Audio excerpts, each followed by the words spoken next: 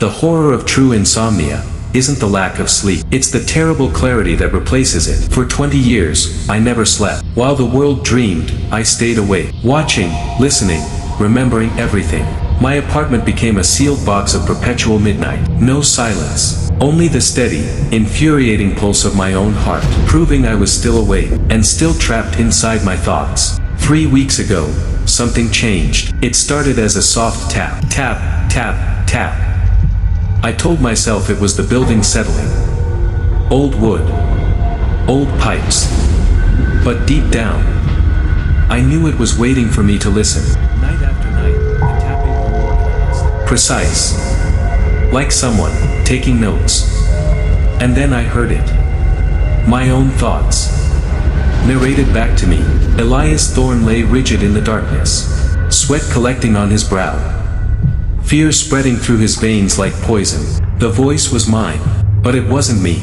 The tapping didn't describe the past. Before I even thought it, it described what I was about to do. And my body obeyed. When I tried to resist, he will now rise. The tapping turned violent, scraping, screeching, like claws ripping through reality itself, correcting the story. I wasn't living anymore. I was being edited. Then I found it. A notebook, leather-bound, waiting on my desk. I never brought it inside. Every page held my life. Every sleepless night. Every thought I never spoke. Written in a rust-colored ink that looked far too much like dried blood. The final pages were mostly blank. That's when I understood. The scribe wasn't haunting me. It was using me. My insomnia was its ink. Last night, the tapping stopped. And somehow, that was worse. Like the final sentence.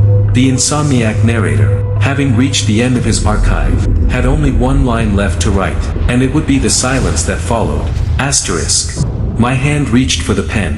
I didn't stop it. The story demanded its ending, and I was never meant to sleep again. I felt pressure behind my eyes, was being carved into my mind. The insomniac narrator, having reached the end of his archive, had only one line left to write, and it would be the silence that followed.